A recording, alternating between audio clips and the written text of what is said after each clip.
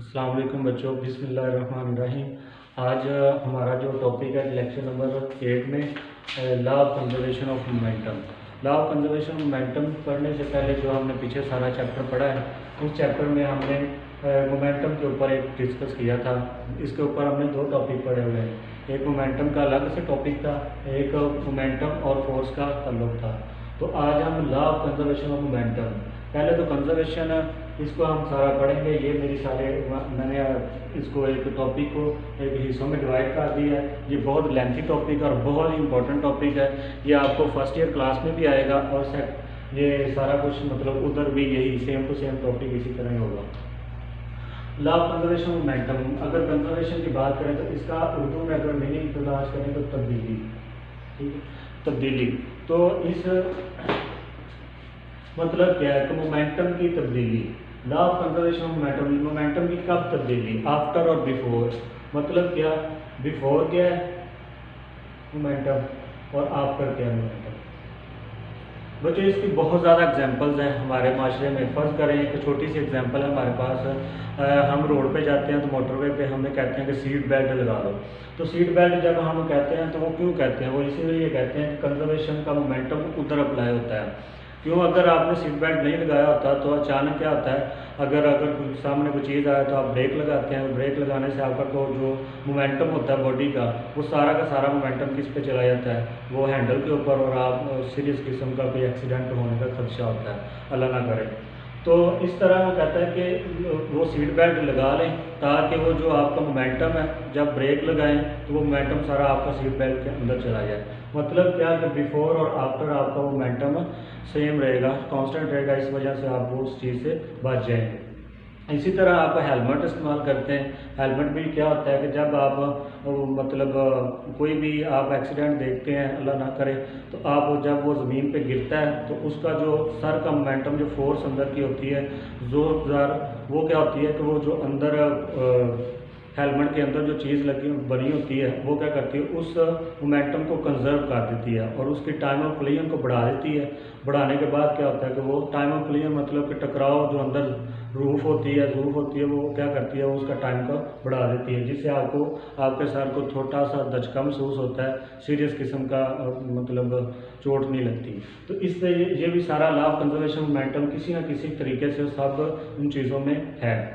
अच्छा, आज हम स्टार्ट करते हैं लॉ ऑफ कंजर्वेशन मोमेंटम की। सबसे पहले हम स्टेटमेंट डिस्कस करते हैं। स्टेटमेंट क्या होती है, the momentum of isolated system of two or more than two interacting bodies means constant. मतलब क्या कहता है कि जो पहले कांस्टेंट होगा, जो बाद में कांस्टेंट होगा, जो पहले मोमेंटम है वो और जो बाद में मोमेंटम है वो आपस में क्या होंगे, कांस्टेंट होंगे। वो उनका रिजल्ट क्या आएगा, कांस्टेंट होगा। ये सब हम पूरा टॉपिक डिस्कस कर लेंगे, तो इसको दोबारा रीड करेंगे तो देखेंगे तो आपको दोबारा ज़्यादा समझ आ जाएगी। यहाँ बच्चों एक लफ्ज़ यूज़ हुआ है आइसोलेटेड सिस्टम। अब आइसोलेटेड सिस्टम क्या होता है? आइसोलेटेड सिस्टम ऐसा सिस्टम होता है, जैसे कि मैं आपको एग्जांपल देता हूँ। फर्ज कर लें ये अगर बॉक्स है, ठीक है, इसके अंदर गैस के पार्टिकल है, ठीक है, गैस के पार्टिकल है। अब क्या आप देखते हैं कि ये क्या करते हैं, ये खुद ही आपस में मोशन कर रहे हैं, कोई इधर जा रहा है, कोई इधर जा रहा है, कोई इधर जा रहा है, कोई इधर जा रहा है, ठीक है। तो ये इर्द गिर्द ऐसे मोशन करते रहते हैं, तो बाहर से कोई इसको मोशन नहीं, मतलब फोर्स नहीं लग रही। तो इस तरीके के इस वाले सिस्टम को क्या कहते हैं, ऐसा सिस्टम जिसके अंदर एक्सटर्नल फोर्स होती है, बाहर बैरूनी फोर्स, तो बाहर से कोई फोर्स आके इसके ऊपर ना लगे। तो जब इसके ऊपर बाहर से फोर्स नहीं लगेगी, ये खुद ही सारा कुछ हैंडल करेंगे, खुद ही मोशन करेंगे अंदर वाले को, तो इस वाले सिस्टम को क्या कहेंगे, ये कौन सा सिस्टम है, आइसोलेटेड सिस्टम। कौन सा सिस्टम है, आइसोलेटेड सिस्टम। अब इसको दोबारा से हम रीड करेंगे। ये करने के बाद आइसोलेटेड सिस्टम की डेफिनेशन यही लिखी हुई है इधर भी, an isolated system is the group of interacting bodies. Interacting bodies मतलब क्या है, जो आपस में इंटरेक्ट कर रही होती हैं। इसके अंदर जो मॉलिक्यूल्स आपस में इंटरेक्ट कर रहे हैं, वो उसकी बात हो रही है। Which no external force is acting, इसके ऊपर कोई एक्सटर्नल फोर्स एक्ट नहीं करेगी, ठीक है। तो यही आइसोलेटेड सिस्टम की क्या है, एग्जांपल है। तो जब भी आपने लॉ ऑफ कंजर्वेशन मोमेंटम लेना है तो एक्सटर्नल आइसोलेटेड सिस्टम लेना है। Law of conservation momentum apply he isolated system पे होगा। आइसोलेटेड सिस्टम के अलावा कोई और सिस्टम पे law of conservation momentum apply नहीं होगा। अच्छा है, तो ये स्टेटमेंट भी होगी, आइसोलेटेड सिस्टम भी होगा। आगे जो मेन इसमें चीज़ है मैं आपको बताता चलिए, बोर्ड पॉइंट ऑफ व्यू से भी बहुत इंपॉर्टेंट लॉन्ग क्वेश्चन है हमारा। इसकी जो एक्सप्लेनेशन है ये मेन चीज़ है। ये दो डेफिनेशंस करनी है, उसके बाद एक्सप्लेनेशन करनी है। एक्सप्लेनेशन में ये आप 3 लाइनें देख रहे होंगे। ये 3 लाइनों में आपने क्या लिखना है, वो ये लिखना है आपने कि कंसीडर आ बॉडी, ठीक है, एक बॉडी है जिसका मास क्या है m1 है, और एक दूसरी बॉडी है जिसका मास क्या है m2 है, ठीक है। ये बॉल है, आप बिलियर्ड बॉल समझ लें इनको, ठीक है। तो ये बिलियर्ड बॉल्स हैं, एक छोटी बॉल है और एक बड़ी बॉल है, इसका मास ज़्यादा और इसका मास कम है, ठीक है। तो इसकी वो कहता है कि ये आपने दोनों का फर्ज कर लेनी है कि हमारे पास दोनों क्या है, ये दूर दूर पड़ी हुई है, ये इधर पड़ी है, ये इधर पड़ी है। तो आपने इधर लिखना है, इधर क्या लिखना है, इधर ये लिखना है कि consider a body mass m1 and consider a body mass m2। और आपने ये लिखना है कि मास m1 क्या कर रहा है, इसके पीछे कोई फोर्स लगी है, किसी ने किक किया है इसको, तो ये क्या कर रहा है, फोर्स लगी पीछे से, तो ये आगे की तरफ मूव कर रहा है, ठीक है। और m2 के साथ टकराएगा, ये अभी जाके आगे डिस्कस करना है हमने, ठीक है। तो इधर आपने ये सिंपल सी आपने ये डायग्राम बनानी है, और डायग्राम बनाने के बाद ये आपने अंदर बताना है कि हमने ये 2 बॉडीज ली हैं, एक का मास m1 है और एक का मास m2 है। सिंपल इतना ही लिखना है आपने एक्सप्लेनेशन के अंदर।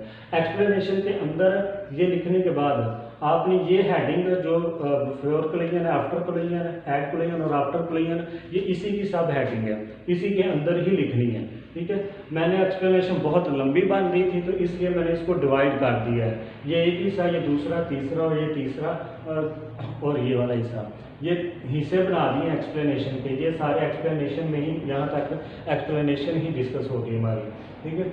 इधर आपने छोटा सा वही लिखना है कि हमने बॉडी के लिए उसका मास m1 और m2 रखा। उसके बाद हमने क्या करना है, बिफोर कोलिजन और एट कोलिजन। कोलिजन का मतलब क्या होता है, टकराव।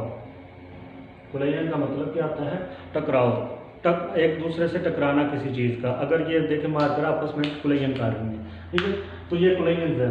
अब कहता है बिफोर कोलिजन, जब ये वाली बॉडीज पहले, इनके पहले क्या होगा, ठीक है, इधर बना लें m1 और m2, ठीक है। अब बिफोर कोलिजन मतलब कि टकराने से पहले क्या चीज़ है, टकराने से पहले कहता है इसकी जो वेलोसिटी है वो u1 है और इसकी वेलोसिटी क्या है, u2 है। नॉर्मली हम v से डिनोट करते हैं वेलोसिटी को, तो इस केस में हमने जो बिफोर कोलिजन उससे पहले वेलोसिटी को u से डिनोट करना है, ठीक है, और आफ्टर कोलिजन में v से डिनोट करेंगे। अब ये क्या कर रही है, बिफोर कोलिजन ये एक इधर मूव करने से पहले कि इसकी वेलोसिटी ये थी और इसकी वेलोसिटी ये थी।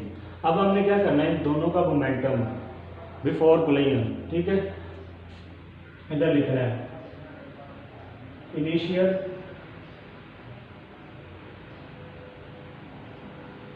Momentum of m1। m1 का जो इनिशियल मोमेंटम है वो क्या बनेगा, m1u1, ये बन गया। उसके बाद हमने क्या करना है, m2 का initial momentum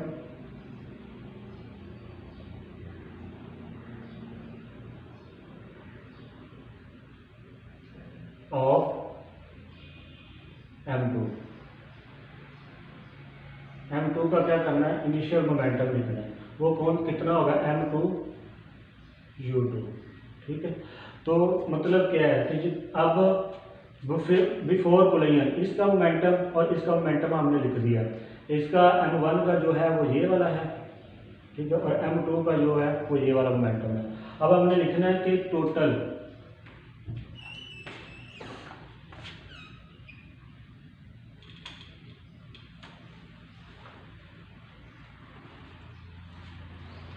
momentum before collision,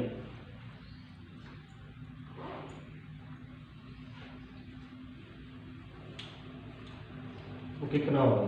अब इसका और इसका अपना मोमेंटम प्लस कर देना है। इसका मोमेंटम कितना है, m1u1 और m2u2, ठीक है। तो ये आपका क्या आ गया, टोटल मोमेंटम आ गया किसका,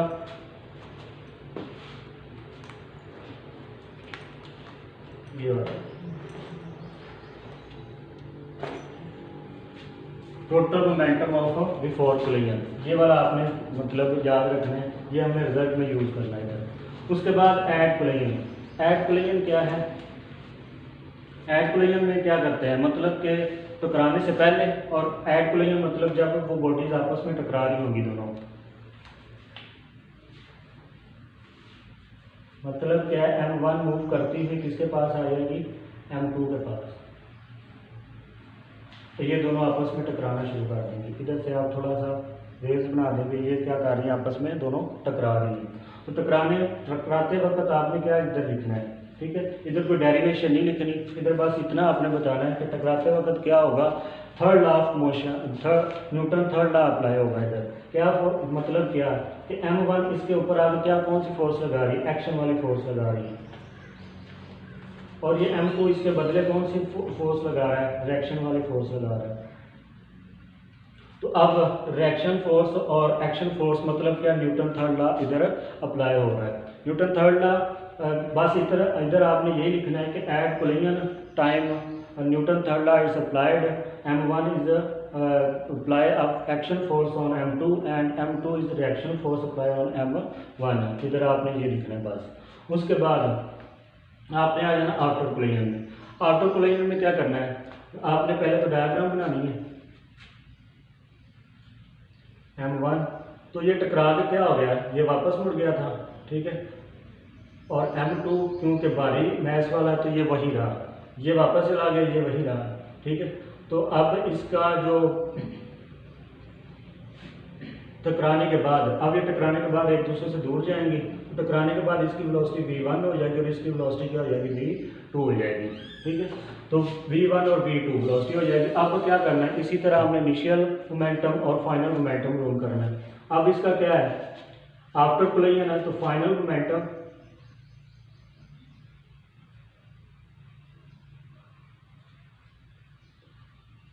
ऑफ M1 का जो फाइनल मोमेंटम क्या होगा, इधर M1 और V1 आ गया। उसके बाद आपने क्या करना है, आपने फाइनल मोमेंटम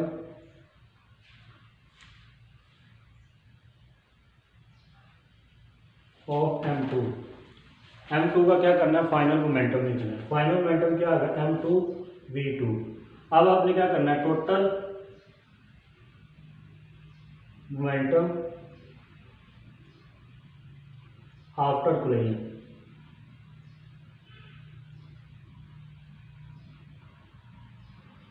ठीक है।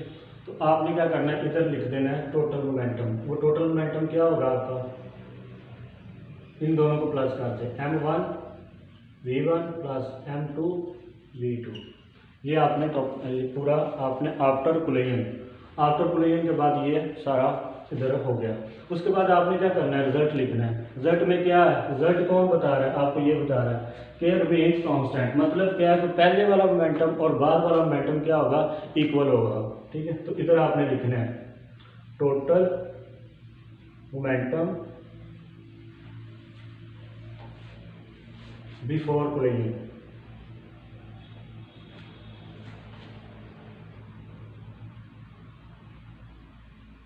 is equal to total momentum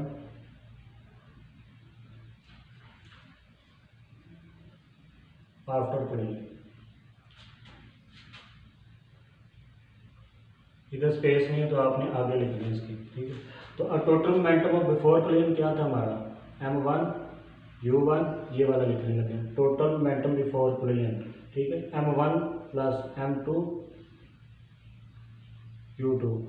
अब इसके बाद क्या लिखना है, total momentum of after collision. Total momentum of after collision क्या है, M1 V1 plus M2 V2, ठीक है। ये हमारे पास क्या आ गया, रिजल्ट आ गया, ठीक है। इधर आपने नीचे लिखना होगा कि हेंस टोटल मोमेंटम तो before collision and after collision remains constant. तो आप स्टेटमेंट भी इधर रिजल्ट में लिख सकते हैं, ठीक है। तो आपने ये टोटल मोमेंटम यहाँ तक law of conservation momentum complete हो गया था सारा। इसके बाद इसकी क्या है, एप्लीकेशंस है, ठीक है। ये हम 1-2 मिनट में रिवाइज भी करेंगे। Application of law of conservation of momentum, इसकी 2 बुक के अंदर दी गई है। एप्लीकेशन बहुत ज़्यादा है इसकी लॉ ऑफ कंजर्वेशन मोमेंटम की, लेकिन आपने 2 डिस्कस करनी है। पहली जो हमारी एप्लीकेशन है गन एंड बुलेट, ये हमारे पास एक गन है पुराने ज़माने की, और ये हमारे पास क्या है, एक बुलेट है। ठीक है, ये क्या किया, बुलेट को फायर जब हुई, ठीक है, तो ये बुलेट बाहर निकली और ये क्या हुई, लेकिन अब इसके ऊपर हम क्या अप्लाई करते हैं, ये वाला रिजल्ट अप्लाई करते हैं। ठीक है, हम देखते हैं कि टोटल मोमेंटम बिफोर शूट कितना था, बिफोर शूट दोनों रेस्ट में या गोली अंदर है गन के, तो दोनों 0 हो जाएगा। और आफ्टर कोलिजन क्या होगा, आफ्टर शूट सॉरी, ठीक है। अब ये मतलब हमने फायर कर दिया तो ये गोली बाहर निकल गई है। ठीक है, अब हमने क्या करना है, अब हमारे पास इसका भी मैच है, इसके मैच को हम बड़े एम से डिनोट करेंगे और इसकी वेलोसिटी को कैपिटल वी से डिनोट करेंगे, और हम ये वाली जो गोली जो बाहर निकली बुलेट, इसका जो स्मॉल एम से और इसकी जो वेलोसिटी है वो आपने छोटे वी से डिनोट करनी है, स्मॉल वी से। ठीक है, अब इसके बाद आपने क्या करना है, जब आप फायर करते हैं तो फायर करने के बाद आपको एक धचका पीछे की तरफ महसूस होता है, उसे कहते हैं रिकॉइल वेलोसिटी। हमने क्या करना है, ये जो वेलोसिटी है जो पीछे की तरफ आपको एक धचका देती है, इसका फार्मूला आपने मालूम करना है। ठीक है, तो आफ्टर कोलिजन आफ्टर शूट आपके पास ये वाला क्या हो जाएगा, मैच आ जाएगा। आफ्टर इसका गन का कितना होगा, एम वी, और प्लस बुलेट का कितना होगा, स्मॉल एम स्मॉल वी। ठीक है, ये आ जाएगा। अब आपने क्या करना है, total momentum before shoot and total momentum of after shoot. ठीक है, टोटल मोमेंटम बिफोर कितना था, 0 था, और आफ्टर कितना है, एम वी। अब आपने कौन सा किसकी वैल्यू निकालनी है, इसकी। ठीक है, तो इसको इधर रखें, बाकी सारा उधर ले जाए। ठीक है, आप क्या करेंगे, ये एम इधर माइनस का हो जाएगा,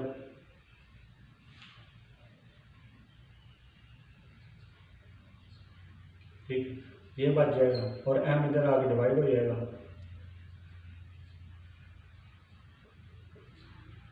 तो हम अगर इसको सीधा करके लिखें तो -mv और m, ये आपके पास क्या आ गया, रिक्वायरिंग वेलोसिटी आ गई।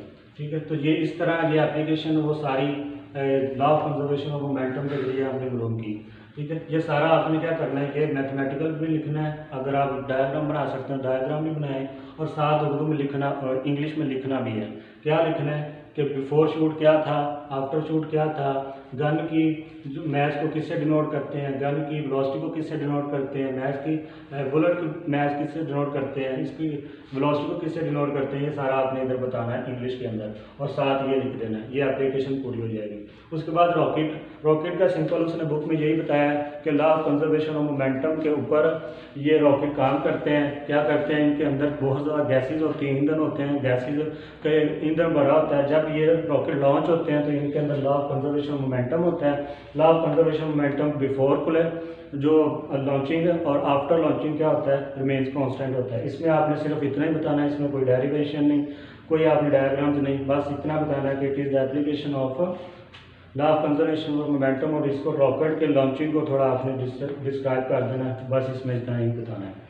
ठीक है, तो बच्चों ये था हमारा पूरा topic law of conservation of momentum. इसको थोड़ा सा हम रिवाइज कर लेते हैं। रिवाइज में क्या होगा, सबसे पहले आपने स्टेटमेंट लिखनी है। स्टेटमेंट में क्या है कि बिफोर और आफ्टर मतलब मोमेंटम आपका क्या होगा, वो कांस्टेंट रहेगा, तब्दीली मतलब कंजर्वेशन तब्दीली, पहले और बाद में क्या होगा।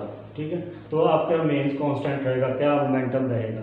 उसके बाद मैंने आपको बताया कि जो आपका लॉ ऑफ कंजर्वेशन मोमेंटम सिर्फ और सिर्फ आइसोलेटेड सिस्टम में होगा। आइसोलेटेड सिस्टम क्या है आपके पास, मैंने समझाया था कि ऐसी बॉडी जिसके बाहर से कोई मतलब फोर्स अप्लाई ना हो, एक्सटर्नल फोर्स कोई ना लगे। ठीक है, तो ऐसी चीज़ों को क्या कहते हैं, आइसोलेटेड सिस्टम। उसके बाद एक्सप्लेनेशन बहुत ज़्यादा है, तो आपने ये बड़े अच्छे तरीके से मैंने मैनेज किया। इधर आप लिखेंगे कि हमने एक बॉडी M1 ली, M2 ली, ठीक है, बस इतना लिख के आपने ये साथ ये डायग्राम बना देनी। उसके बाद बिफोर कोलिजन के साथ ये डायग्राम बनानी है और साथ लिखना है इसका इनिशियल मोमेंटम, इसका इनिशियल मोमेंटम, और दोनों को क्या कर देना, प्लस कर देना। और बिफोर कोलिजन टकराने से पहले आपका क्या निकल आएगा, टोटल मोमेंटम बिफोर कोलिजन। उसके बाद टकराते वक्त आपने इधर लिखना है कि Newton third law of motion apply होता है। ठीक है। इधर टकराते वक्त क्या एक्शन और डायरेक्शन की फोर्स लगेगी, इधर आपने थोड़ा सा इंग्लिश में इसको एलैबोरेट कर देना और साथ ये डायग्राम बना देनी। आफ्टर कोलिजन में आपने क्या करना है, इसको बैक एरो लगाने हैं, ठीक है। ये टकरा कर वापस चली गई थी तो इसकी वेलोसिटी v1 कर देनी है, u1 से v1 होगी, u2 से v2 होगी। उसके बाद क्या करना है आपने, इसकी मोमेंटम लिखना है, इसका मोमेंटम लिखना है फाइनल। उसके बाद क्या करना है, टोटल मोमेंटम आफ्टर कोलिजन लिखना है, इसका मोमेंटम प्लस कर देना है, दोनों का रिजल्ट लिखना है। रिजल्ट लिखने के बाद जो पहले आपके पास मोमेंटम आया था और जो बाद में आपके पास मोमेंटम आया था उन दोनों को इक्वल में कर देना है। उसके बाद ये आपका रिजल्ट इससे मैच हो जाएगा और इधर आपने लिखना होगा हैंस लिख के ये वाली स्टेटमेंट फिर आपने इधर लिखनी है। उसके बाद एप्लीकेशन बुक के अंदर दो हैं, एक आपके पास गन एंड बुलेट वाली और एक रॉकेट वाली। गन एंड बुलेट को आपने डिस्क्राइब करना है। ये सारा टॉपिक आपसे नहीं पूछा जाएगा, या तो एप्लीकेशन पूछी जाएंगी या लॉ ऑफ कंजर्वेशन मोमेंटम पूछा जाएगा। आप बच्चों आज के लेक्चर में इस तरह, अगर आपको किसी चीज़ की समझ नहीं आ रही तो आप वीडियो को पॉज करें, उसको जूम करें, उसकी स्पीड को स्लो कर लें। बच्चों ये टॉपिक बहुत इंपॉर्टेंट है, ये आपने बहुत अच्छे तरीके से तैयार करना है। मिलते हैं अगले लेक्चर में। अल्लाह हाफिज़।